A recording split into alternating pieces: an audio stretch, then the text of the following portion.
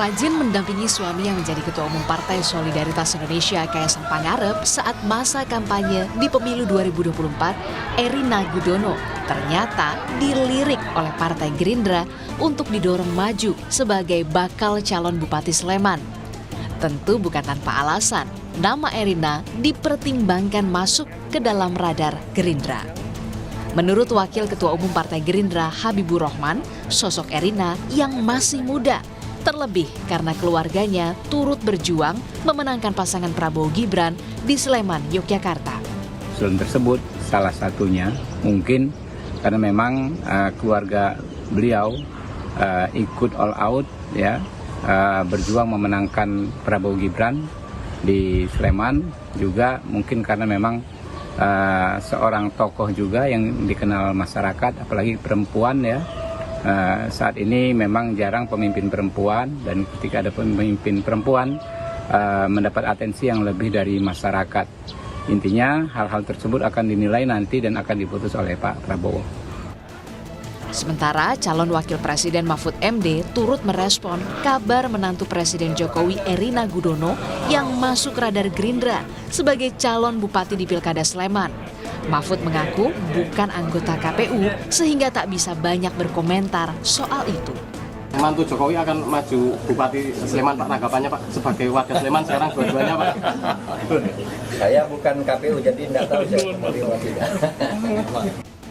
Sejak menikah pada bulan Desember 2022 yang lalu dengan putra bungsu Presiden Jokowi, popularitas perempuan kelahiran Pennsylvania, Amerika Serikat ini terus naik. Peneliti SMRC Saidiman Ahmad pun menyebut ini jadi awal yang baik jika Erina mau serius berkiprah di dunia politik sebagai calon Bupati Sleman. Kalau kita lihat nama-nama yang dimunculkan oleh Gerindra kan mungkin tidak ada yang sepopuler Erina sekarang ini ya sebagai sosok pendamping Kaisang Pangarep. Jadi popularitas ini sangat penting. Kan biasanya di dalam pemilihan kepala daerah, pemilihan anggota legislatif, bahkan pemilihan presiden, modal pertama yang harus dimiliki oleh seorang kandidat adalah popularitas. Kalau dikenal saja tidak, bagaimana orang kemudian bisa memberikan penilaian sampai kepada pemilihan. Jadi modal popularitas ini adalah modal yang paling pertama. Di Sleman ini Gerindra kan tidak bisa mengusung sendiri calon bupati, masih butuh sekitar 4 kursi tambahan dari 6 kursi yang sekarang diduduki oleh Gerindra di sana.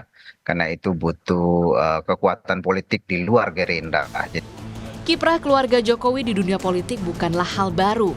Sebelumnya, Jokowi mengawali karir sebagai wali kota Solo, gubernur DKI Jakarta, dan Presiden Republik Indonesia. Sementara, putra sulungnya, Gibran yang maju sebagai cawapres di pemilu 2024 setelah menjabat sebagai wali kota Solo, disusul sang menantu, Bobi Nasution, yang kini mencoba peruntungan maju di Pilgub Sumatera Utara setelah menjadi wali kota Medan.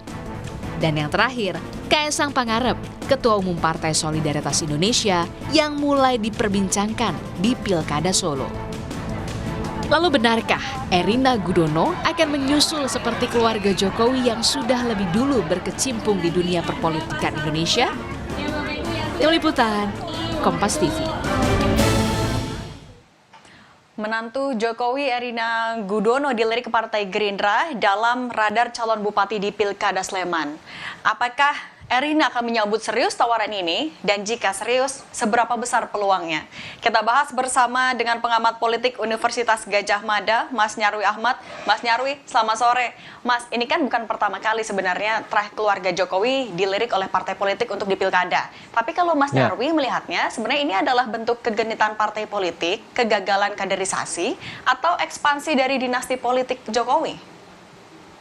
Ya, kalau saya ditanya dengan 3 opsi itu, jawaban saya bisa tiga-tiganya. Itu jawaban yang mungkin kalau di ujian bisa salah ya, Cindy. Tapi dalam politik bisa aja benar semua itu. Kalau misalnya dikatakan misalnya itu kegenitan partai, memang kalau dalam lihat tren-tren yang terjadi hari ini ya, termasuk usulan Erina ini kan muncul dari Gerindra tuh. Nah itu wajar. Kenapa? Karena Gerindra itu belum pernah ya memenangkan ya pilkada khususnya untuk Sleman gitu. Dan saya kira Gerindra punya target tentunya dengan memunculkan nama-nama yang populer yang kira-kira punya pengaruh yang nanti sangat kuat atau punya peluang gitu ya untuk bisa bertarung ya dibandingkan kontestan yang lain gitu. Atau paling enggak gitu dengan memunculkan nama misalnya contoh Erina yang populer ini. Nah, nama-nama kandidat dari Gerindra yang lain juga bisa makin populer. Paling enggak apa yang disampaikan Gerindra itu menjadi perhatian gitu. Itu satu. Kalau yang kedua misalnya, kalau itu dikatakan apa namanya kaitannya dengan tadi ya, misalnya dinasti politik Jokowi ekspansi ya. Ya faktanya memang juga demikian gitu. Pak Jokowi itu saya kira itu presiden yang paling berhasil ya membangun dinasti politik pasca reformasi. Ya, kita lihat aja kan dari anaknya ya, dari wali kota, kemudian cawapres, menantunya. Nah, ini kalau termasuk nanti kalau misalnya Mas Kaisang berhasil di Solo, Erina berhasil di Sleman, wah itu luar biasa keberhasilannya, masuk rekor apa ya? Mungkin rekor apa Muri ya dan World Guinness Record juga gitu. Jadi kalau ditanya gitu tadi ya, kalau yang ketiga misalnya, apakah itu kegagalan partai politik? Kalau itu saya kira belum tentu ya, karena begini, kita harus lihat dua teori di situ. Kalau bicara teori yang normatif, memang iya, idealnya partai politik ini ya artinya kader-kader dia dong kan gitu. Nah yang terjadi seringkali kan bukan asal ambil tokoh yang populer gitu. Tapi faktanya partai-partai politik ini kan juga akarnya kurang kuat di tengah masyarakat, sehingga dia beradaptasi. Nah, cuma cara adaptasinya ini yang seringkali gitu ya, kurang ideal atau bahkan dianggap merugikan prinsip-prinsip demokrasi gitu. Sebenarnya ya, Cindy ya, kalau usulan nama Erina itu tidak ada masalah, artinya bagus-bagus saja. Cuma kalau itu sumbernya dari elit gitu ya, bukan dari masyarakat, bukan dari tadi kan katanya representasi anak muda, bukan dari anak muda sendiri. Nah, itu yang saya kira akan menjadi kendala gitu ya. Kalau katakanlah Erina itu kontribusinya real di tengah masyarakat Sleman, apa saja yang sudah selama ini dilakukan dan itu ditunjukkan.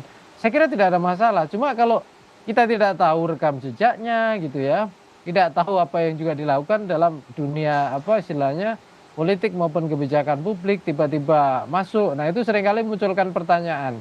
Ya kan gitu. Termasuk wah ini jangan-jangan bagian dari memperkuat ya cakar dinasti politik Jokowi di Indonesia. Kira-kira itu. Oke, Mas Nyarwi, tapi kalau ngelihat sendiri nih, kalau Mas Nyarwi ngelihatnya sebenarnya Partai Gerindra seserius apa sih mau mencalonkan Erina? Atau ini cuma cek ombak aja sebenarnya? Ya, kalau dikatakan tidak serius ya sepertinya kok tidak masuk akal juga. Karena kan Gerindra punya pengalaman ya berkolaborasi dengan Pak Jokowi dan juga keluarga Jokowi untuk menangkan sebuah pemilihan.